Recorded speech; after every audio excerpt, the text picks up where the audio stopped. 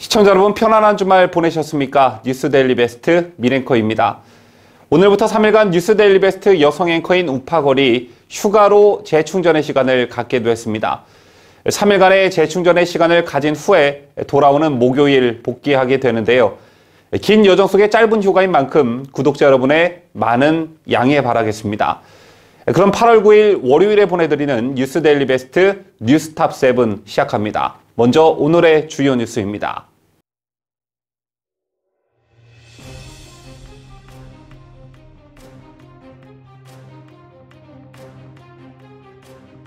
북한 선전 매체가 한미연합훈련이 일촉즉발의 전쟁 위험을 유발한다고 비난했습니다.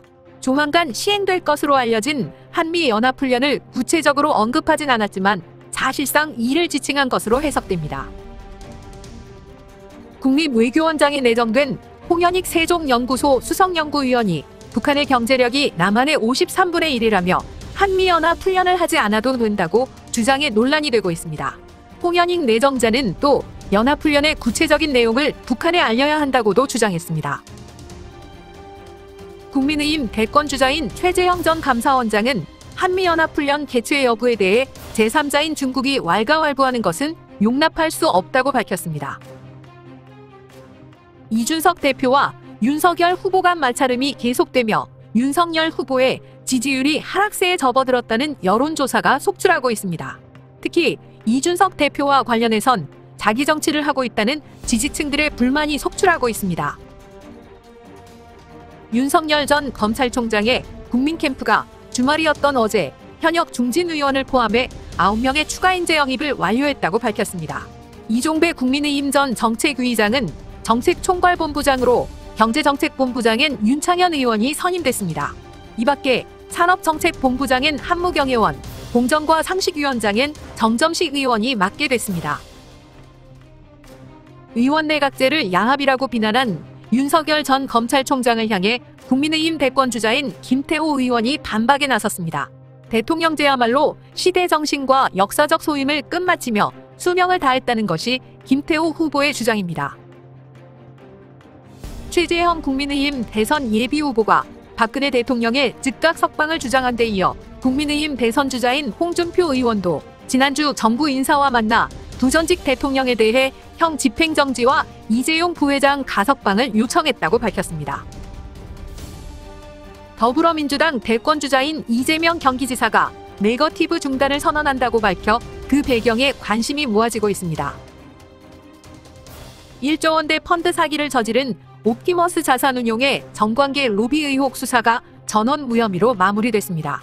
특히 검찰은 옵티머스 측으로부터 선거 캠프 복합기 사용료를 지원받은 의혹이 제기된 더불어민주당 이낙연 전 대표의 경우 지난 4월 말 증거불충분으로 무혐의 처분했고 구속 기소된 옵티머스 윤석호 이사의 부인인 이진아 전 청와대 행정관에 대해선 계속 수사 중인 것으로 알려졌습니다. 경찰이 이른바 가짜 수산업자 김모 씨로부터 포르쉐 등 금품을 수수한 혐의를 받는 박영수 전 특별검사를 피의자 신분으로 소환해 조사를 마쳤습니다.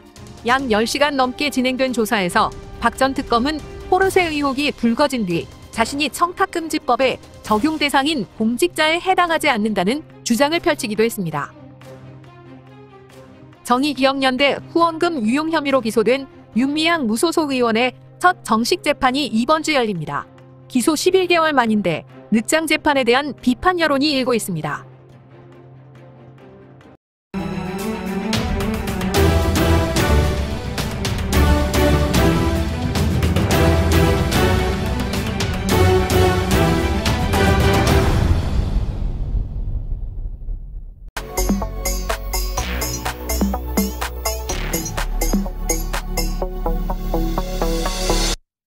우리 국민들에게 너무나 당연하게 받아들여졌던 한미연합훈련이 문재인 정권 출범 이후 때만 되면 논란에 휩싸이고 있습니다.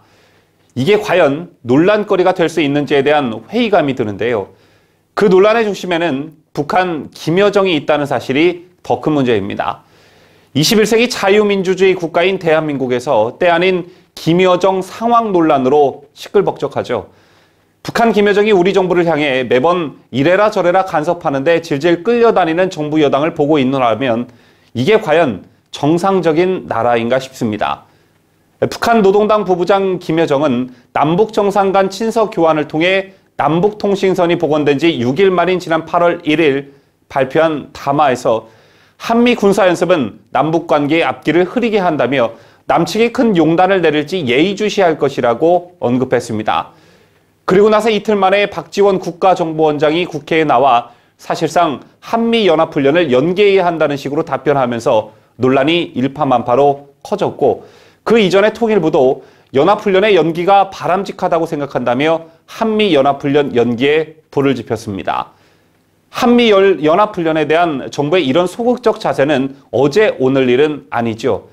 문제는 올해 초 신년 기자회견에서 한미연합훈련 문제를 북한과 협의하겠다고 해 논란을 불러일으켰고, 지난 5월 여야 5당 대표 초청 간담회에서는 급기야 코로나19로 대규모 군사훈련이 어렵지 않겠느냐며 연합훈련의 중단 내지 연기에 운을 뗐습니다.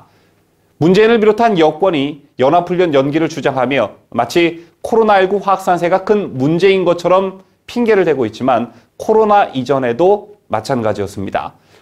그렇다면 북한은 왜 틈만 나면 한미연합훈련을 압박하려 하는 것일까요? 한미연합 군사훈련은 북한 침략에 대비하는 방어적 성격의 훈련입니다. 북한이 가공할 핵무기를 포기하고 적화 야욕을 포기하면 구태여 엄청난 비용이 들어가는 연합훈련을 놓고 소모적 갈등을 유발할 필요도 없습니다. 북한도 이런 것을 모를 리가 없겠죠. 다만 트집을 잡아 원하는 것을 손에 넣으려는 전략 전술의 하나로 끊임없이 우리 정부를 압박하는 것입니다. 그러는 동안에 핵무장의 시간을 벌고 꼭 한미연합훈련 또는 한미동맹 때문에 자신들이 핵을 만들 수밖에 없었다는 일종의 명분을 축적하기 위함입니다. 한미연합훈련은 한미 두 나라가 동맹관계라는 것을 증명하는 상징과도 같은 것입니다. 자유민주주의 가치 안에서 두 나라가 서로 군사적 유대를 다지는 안보 공동체 개념이죠. 그런 점에서 볼 때 연합군사훈련이 필요한 나라는 미국보다 우리나라입니다. 미국이 한국과 굳건한 동맹을 과시하는 것만으로도 북한과 중국 등 주변국으로부터 전쟁을 억제하는 데 도움이 되기 때문입니다. 그런데 매번 북한에 끌려다니며 김여정 하명법으로 불리는 대북전단 금지법을 만들더니 이제는 통상적인 연합훈련을 연기하자고 정부와 여권까지 들고 일어서는 형국입니다. 아마 우리의 동맹인 미국은 이런 한국의 모습을 보고 미개한 나라, 미개한 정권이라고 생각할 것입니다.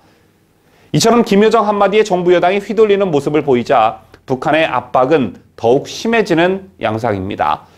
북한 선전 매체가 한미연합훈련이 일촉즉발의 전쟁 위험을 유발한다고 비난하며 나섰는데요. 어제였던 지난 8일 무소속 대변지를 표방하는 북한 통일신보를 보면 평화수원은 온결에 막을 수 없는 지향 제목의 기사가 게재됐습니다. 통일신보는 남조선에서 빈번히 벌어지는 외세와의 합동군사 연습과 무력 증강 소동은 조선반도의 긴장을 격화시키고 전쟁 위험을 몰아오는 위험천만한 행위라고 말했습니다. 조만간 시행될 것으로 알려진 한미연합훈련을 구체적으로 언급하지는 않았지만 사실상 이를 지칭한 것으로 해석이 되고 있는데요. 이런 북한의 안하무인적 태도는 우리 정부 여당의 저자세에서 비롯됐다고 봐도 과언이 아닙니다. 이런 맥락에서 국립외교원장에 내정된 홍현익 세종연구소 수석연구원이 북한의 경제력이 남한의 53분의 1이라며 한미연합훈련을 하지 않아도 된다라고 밝혀 논란이 되고 있는데요. 문제가 된 발언은 이것 말고 또 있었습니다. 홍현익 내정자는 연합훈련의 구체적인 내용을 북한에 알려야 한다고도 주장했습니다. 한미연합훈련은 2급 군사기밀인데 이것을 주적인 북한에 알려야 한다고 말한 것인데요. 이런 정신 나간 발언은 문재인의 발언과 맥이 닿아 있습니다. 문재인은 올해 신년 기자회견에서 3월로 예정된 연례 한미군사훈련 재개 문제와 관련해 필요하면 남북군사위원회를 통해 북한과 협의를 할 수 있다고 밝힌 바 있죠. 북한 권력자의 말 한마디에 우리나라 군사안보의 최후보루인 한미연합훈련 취소 얘기가 전방위적으로 나와 국가안보가 송두리째 흔들리는 게 문재인이 추구하는 한반도 평화 프로세스인지 핵을 머리에 이고 사는 우리 국민들의 목숨을 담보로 위험한 도박을 하는 문정권을 심판할 날이 머지않았습니다.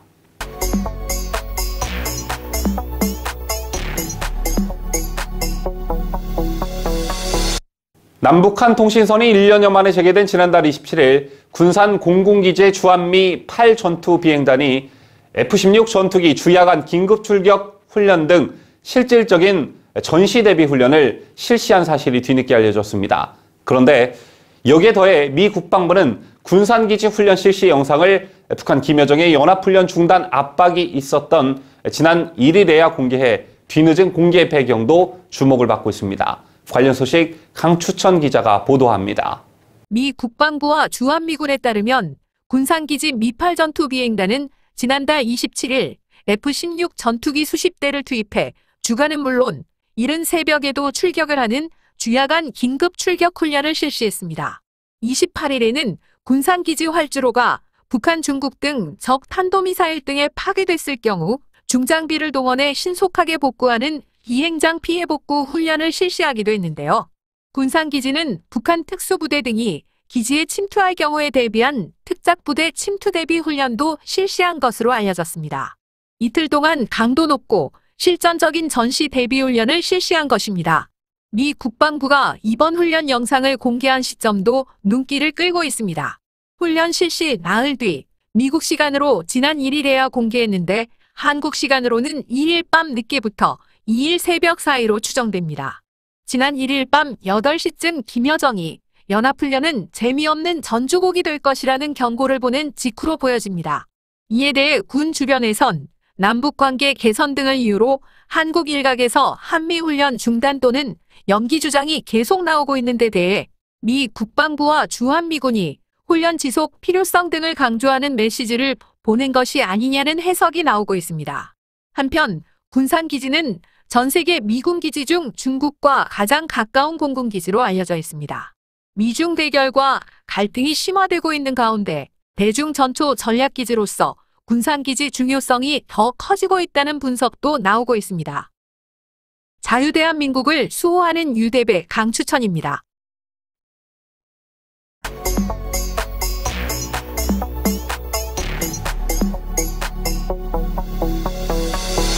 정광훈 사랑제일교회 목사가 당대표로 있는 국민혁명당이 오는 광복절 연휴 기간 문재인 탄핵 8.15 1천만 1인 시위 대회를 예고했습니다.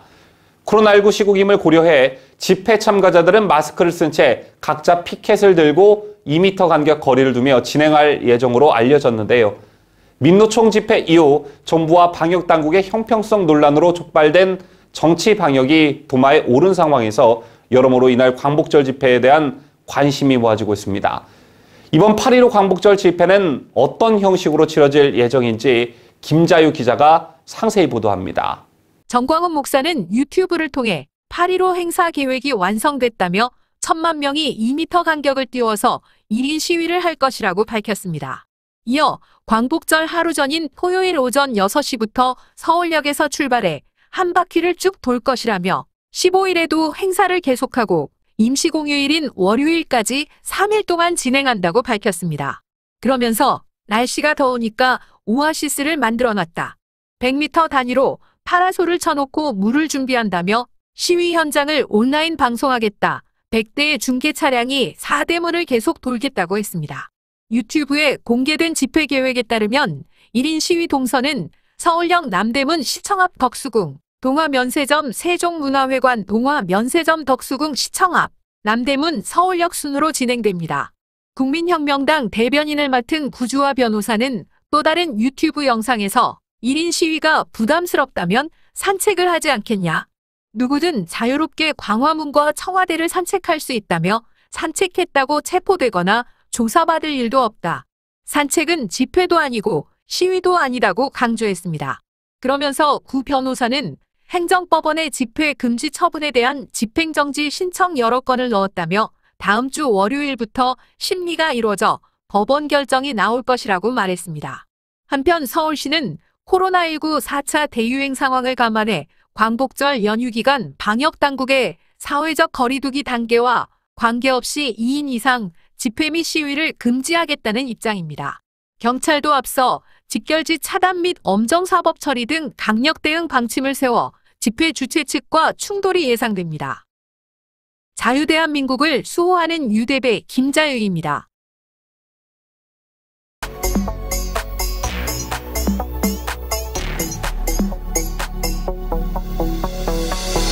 최재형 국민의힘 대선 예비 후보가 지난 주말 경북 구미의 박정희 대통령 생가를 찾은 자리에서 박근혜 전 대통령의 즉각적인 사면을 촉구했죠.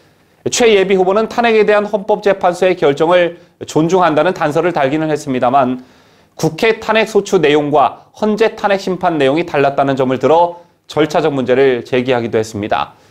또 부친 고 최영섭 전 대령이 박정희 당시 국가재건최고회의 의장을 2년간 총무비서관으로 보좌했던 일화를 소개하며 어릴 적에 청와대에서 파티를 즐겼던 일화도 소개했는데요. 윤석열 예비 후보 또한 최근 국민의힘 의원들과 만난 자리에서 자신이 수사팀장을 맡아 주도했던 최순실 국정농단 특검 수사팀이 박근혜 대통령을 불구속 수사하려 했다고 발언한 사실이 윤 후보를 만난 국민의힘 의원들에 의해 알려지기도 했습니다. 박근혜 정부 시절 총리를 지낸 황교안 예비 후보도 사면을 하지 않으면 후회할 날이 올 것이라며 직접 사면권자인 문재인을 거론했고, 홍준표 예비 후보도 그간 전직 대통령들의 사면을 촉구해왔던 것을 넘어 지난주 정부 인사와 직접 만나 이명박 박근혜 대통령에 대한 형 집행정지와 이재용 부회장의 가석방을 요청했다고 하는데요. 홍준표 예비 후보는 문재인을 향해 주도권을 아직 갖고 있을 때 대사면을 하시라며 그렇지 않으면 후회할 날이 올 것이라고 경고하기도 했습니다. 이준석 당대표가 전당대회 과정에서 제가 당대표로 직을 수행하는 동안 공적인 영역에서 사면론 등을 꺼낼 생각이 없다라고 했지만 당의 대선 주자들은 이구동성 전직 대통령에 대한 즉각적인 사면을 촉구하고 있는 형국입니다. 이런 가운데 광복절을 일주일 앞둔 어제 청와대가 이명박 박근혜 대통령에 대한 광복절 특사를 하지 않기로 최종 결정한 것으로 확인됐습니다. 다만 이재용 삼성전자 부회장은 오늘 가석방 심사를 받게 됐는데요. 이 같은 소식을 전한 TV조선에 따르면 복수의 청와대 관계자는 통화에서 광복절 사면은 없을 것이라고 단정지어 밝혔다고 하는데요. 그 이유는 언제나 그랬듯 국민적 공감대가 형성됐다고 보기 어렵다는 이유를 들었습니다. 다만 해당 언론과 접촉한 여권 관계자는 올해 말 신년 특사 또는 대선 직전인 내년 3.1절 특사에 검토될 수도 있을 것이라고 전망했습니다.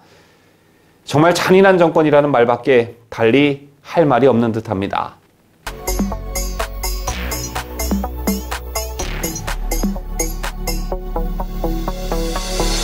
더불어민주당 대선 후보 경선이 진행되는 동안 더불어민주당 소속 의원들의 이합 집산이 활발하게 진행이 됐죠.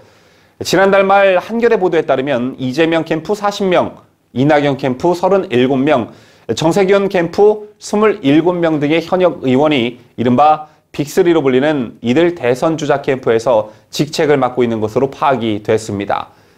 일부 언론에서는 아직 캠프에 합류하지 않은 50여 명의 의원의 거취가 더불어민주당 경선의 승부를 가를 수도 있다는 전망이 나오고 있는데요.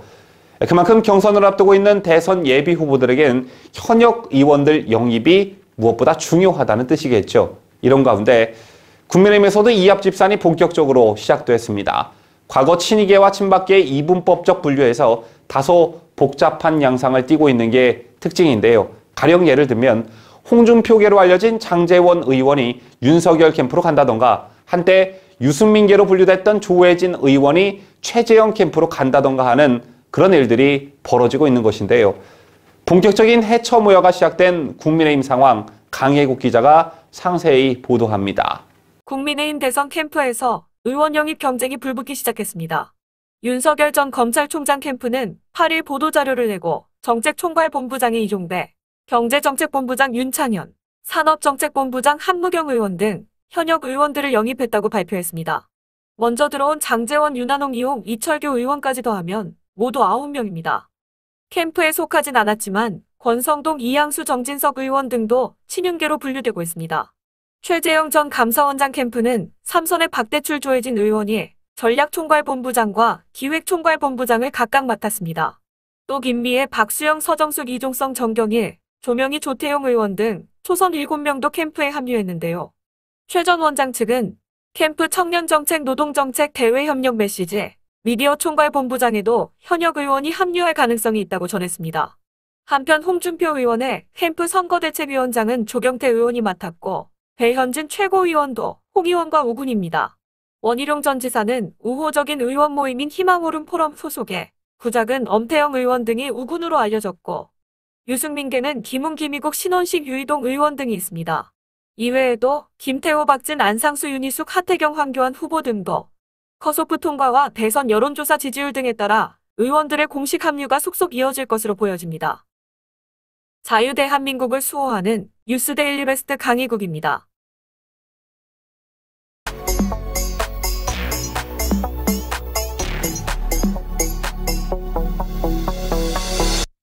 지난주 국민의힘 이준석 대표는 국민의당 안철수 대표와의 합당과 관련해 시한은 다음 주로 못 받겠다고 최후 통첩을 보냈습니다. 그러면서 이 대표는 합당 협상을 오래 지속해왔고 길게 끌 이유가 없다면서 다음 주가 지나면 저는 휴가를 간다라고 말했는데요.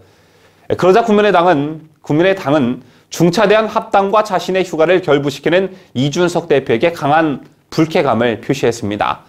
이준석 대표는 결국 지난 8일 여름 휴가 중 개인 택시 자격증을 따겠다며 경북으로 떠났습니다. 당내 대선 주자들의 당대표 패싱 논란부터 국민의당과의 합당 무산 가능성이 제기되며 과연 여름 휴가를 편하게 보낼 수 있을지 모르겠습니다. 이런 가운데 안철수 국민의당 대표가 실무 협상이 결렬된 국민의힘과의 합당에 대해 이번 주 숙고의 시간을 가지려 한다며 모종의 결단이 임박했음을 시사했습니다. 안 대표는 휴일이었던 어제 자신의 페이스북에 그동안 통합과 관련해 많은 분들의 다양한 의견을 들었다며 이같이 밝혔는데요. 그러면서 안 대표는 결심이 서는 대로 국민과 당원 동지들께 말씀드리겠다고 덧붙였습니다. 안철수 대표가 이날 올린 페이스북 글을 보면 합당과 제3지대 독자 행보 중 양자택일 결정을 내리겠다는 것으로 보여집니다. 국민의힘과의 힘겨루기가 감정 싸움으로까지 번졌고 그러면서 합당으로 인한 시너지 효과를 기대하기엔 타이밍도 놓쳐버린 상태이죠. 또 3지대에 머물던 최재형, 윤석열 후보가 국민의힘에 입당한 이후 빠르게 대선 후보 중심으로 당이 재편되고 있는 터라 안철수의 입지가 줄어들었다는 점에 비춰봤을 때 안철수 대표가 독자 행보를 선택할 가능성이 높다는 분석이 지배적입니다. 자, 물론 정권 교체를 위해 백의종군하겠다며 합당이 전격적으로 이루어질 가능성을 전혀 배제할 수는 없지만 안 좋은 느낌이 드는데요. 이번 주 속보로 안철수 국민의당 대표가 국민의당 후보로 대선 출마한다는 그런 속보가 들려오질 않길 간절히 바랄 뿐입니다.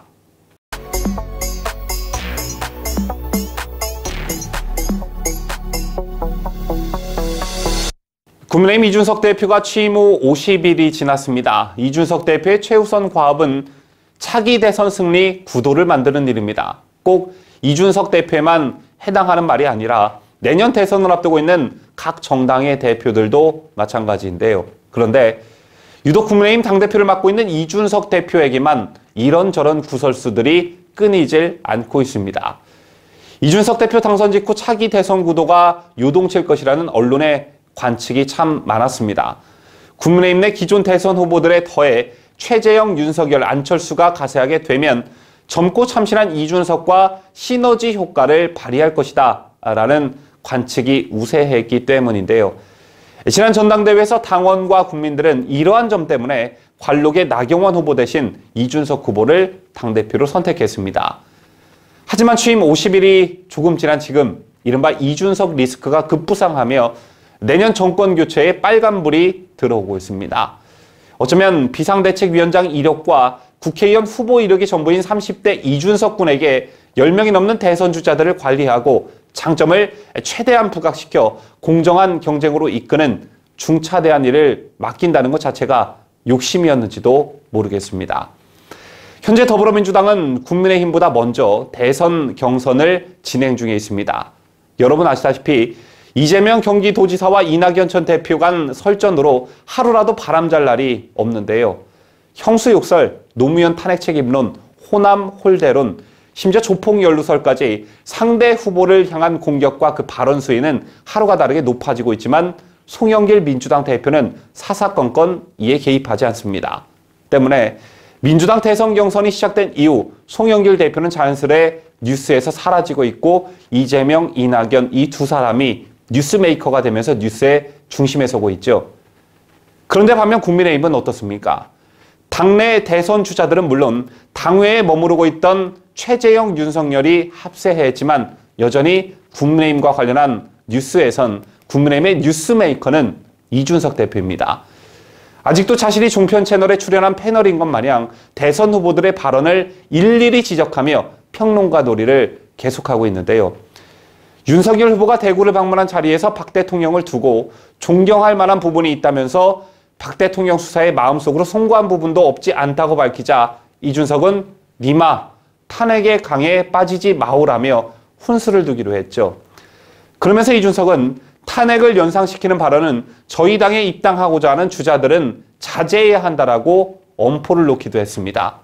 이런 이준석의 기조대로라면 지난 주말 새 박근혜 대통령의 사면을 주장한 최재형 후보나 홍준표 후보에게도 님들도 탄핵의 강에 빠지지 마오라며 이번 주 한마디 할지 모르겠습니다.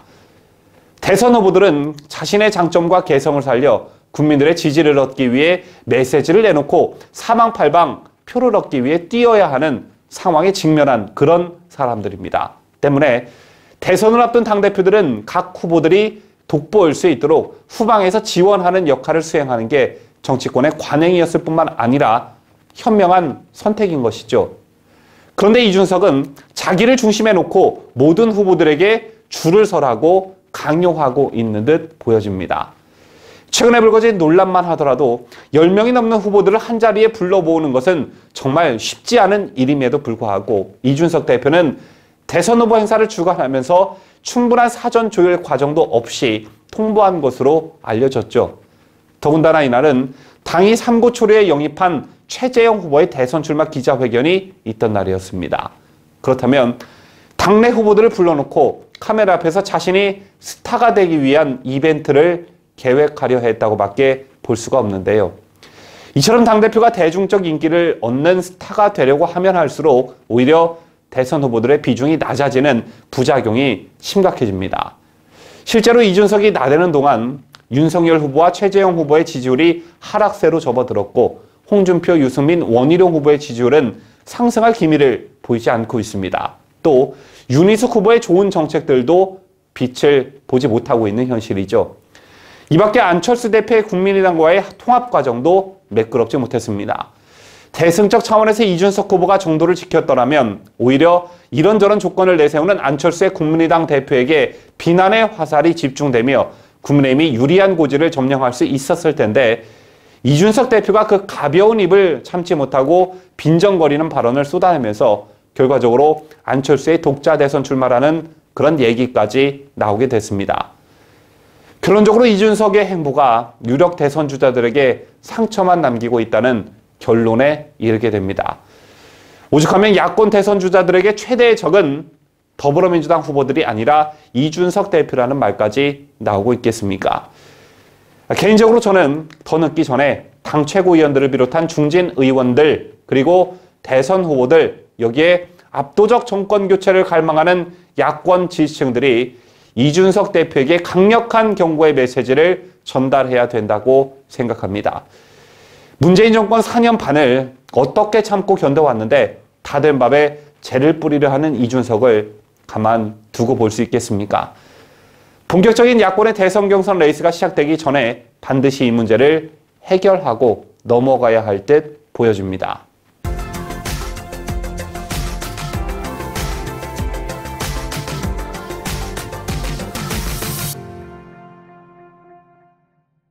이상으로 저희가 준비한 뉴스를 모두 마치도록 하겠습니다.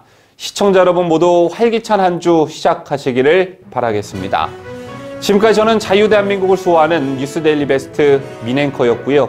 끝까지 시청해주신 여러분 대단히 감사합니다.